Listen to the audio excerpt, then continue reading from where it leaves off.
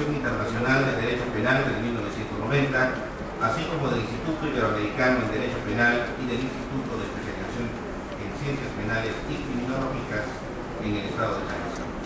Ha sido maestro en la Facultad de Derecho de la Universidad de Guadalajara y también ha sido conferencista y ha impartido cátedra a nivel licenciatura y posgrado en las universidades de Guadalajara, Universidad Autónoma del Estado de México, Universidad Panamericana, Universidad de Sonora, Universidad Autónoma de Tamaulipas, Universidad de Tijuana, Instituto de Ciencias Jurídicas de Chiapas y la Universidad Nacional Autónoma de México, así como en las facultades de Derecho de la Universidad de Sevilla y de la Universidad del País Vasco en España, también en la Universidad Nacional de Lomas de Zamora de la República Argentina y en la Escuela del Polígrafo del Departamento de Seguridad Pública en Austin, Texas, en los Estados Unidos. Ha formado parte del claustro de profesores de doctorado de la Universidad Autónoma del Estado de México y de la Escuela Judicial del Tribunal Superior de Justicia de la misma entidad. Ha participado en coordinación y exposición de diplomados, cursos, conferencias en las Casas de la Cultura Jurídica de la Suprema Corte de Justicia de la Nación. Se ha desempeñado como agente del Ministerio Público del Estado de Jalisco, secretario del Juzgado de Distrito, secretario del Tribunal Unitario, secretario del Tribunal Colegiado, secretario con funciones de estudio y cuenta de la Suprema Corte de Justicia de la Nación, juez octavo de distrito en materia penal en el Estado de Jalisco, magistrado del Tercer Tribunal Unitario del Quinto Circuito con residencia en Hermosillo, Sonora, y actualmente se desempeña como magistrado del Segundo Tribunal Colegiado en materia penal del Segundo Circuito con residencia en Toluca. Ha publicado diversos artículos y ensayos, es autor de los libros El concepto del tipo penal en México, por Porrúa, la Suprema Corte como órgano de legalidad del Tribunal Constitucional, también por Porrúa, colaborador en grado de coautoría del libro colectivo Pensamiento Filosófico y Jurídico Penal. Es autor del libro La víctima en el contexto del derecho penal contemporáneo, actualmente en prensa. Demos la bienvenida de esta manera al doctor José Nieves Luna Castro.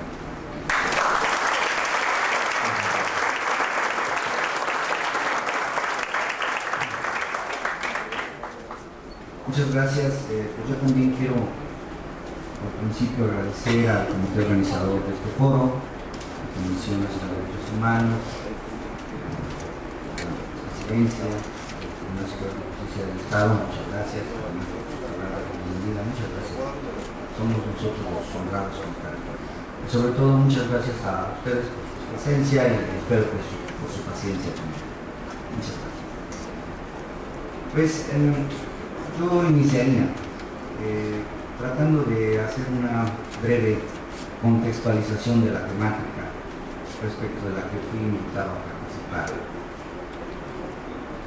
Hablar de nuevo sistema de defensoría pública necesariamente nos debe llevar a reflexionar sobre el contexto en que esto se presenta.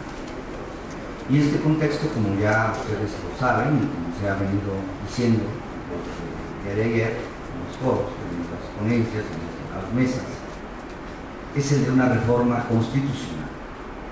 Una reforma constitucional que además tiene la característica de estar dotada de una muy alta pretensión, nada menos que de transformar el sistema de justicia mexicano. Esta pretensión es precisamente la de ser una reforma integral del sistema de justicia penal de México, la que hace más importante las reflexiones sobre su estructuración. Ya lo dijo el señor magistrado Gerardo Borges, existen muchísimos aspectos de esa reforma que probablemente, en opinión de algunos, podrían ser mejorables. Otros, indudablemente, que también son aspectos loables de dicha reforma.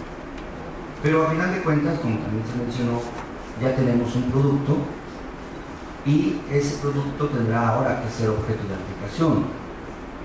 Yo quisiera que mis palabras no sonaran demasiado a la crítica ni al pesimismo respecto de las expectativas que esta reforma nos avisora.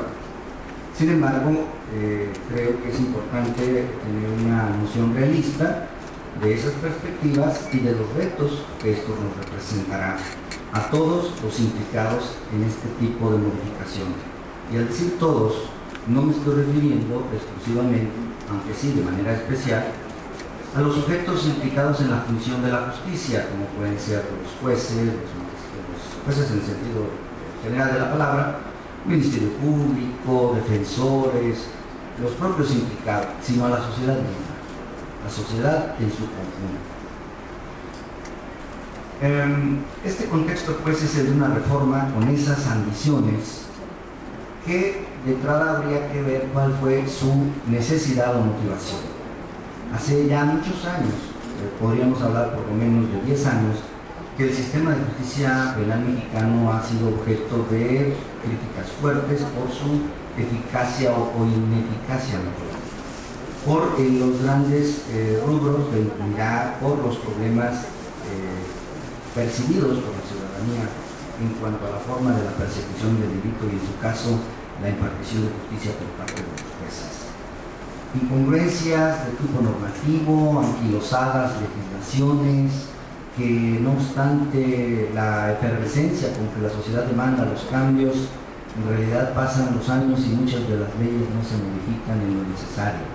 Un ejemplo que suelo traer a colación solo como referencia es la reforma de 1995 al Poder Judicial de la Federación y que sin embargo a más de 10 años hoy, a más de 10 años de esa fecha, seguimos teniendo la misma ley de amparo con un gran número de artículos expresamente contradictorios entre la ley orgánica y la ley de amparo. Esto solo como un ejemplo.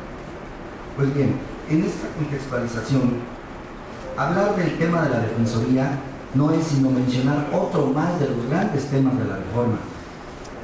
La estructuración de los requisitos para el dictado de una orden de aprehensión, el dictado del ahora llamado auto de vinculación a proceso, las nuevas disposiciones en el artículo 20 constitucional que se amplía a 3 apartados, uno primero en el que se habla de principios generales, uno segundo de las garantías del procesado y uno tercero, o inciso C, relacionado con los derechos fundamentales de la víctima.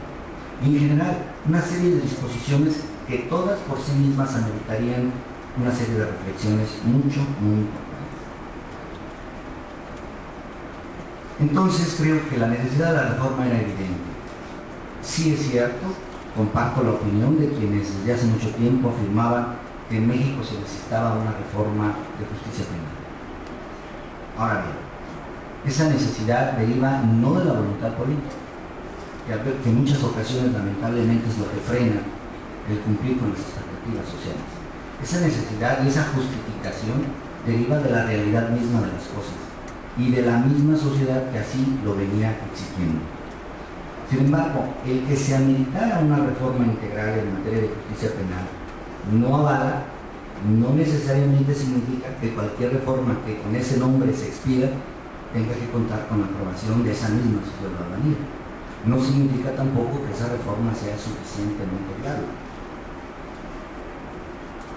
Mucho se ha mencionado que esta reforma pues ha sido el producto híbrido, dicho con toda franqueza, de una serie de propuestas que desde hace tiempo estaban en la palestra de la legislación.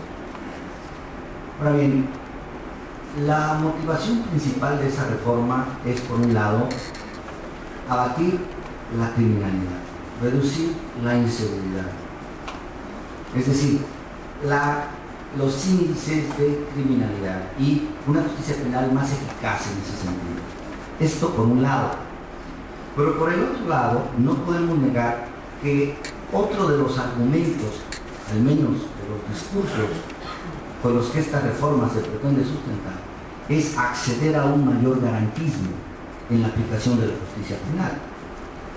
Lo paradójico de esta situación es que estos dos postulados en sí mismos encierran una aparente contradicción constante. Persecución eficaz del delito frente a garantismo. Muchas veces es en esta balanza en donde el desequilibrio puede conducir o a la autoritarismo o a un relativo o exagerado garantismo que puede llevar por infuncionalidad del sistema a la impunidad. Creo que en esto, como en muchos otros aspectos, todos coincidiríamos en que buscar el justo equilibrio Es pues la misión de una reforma que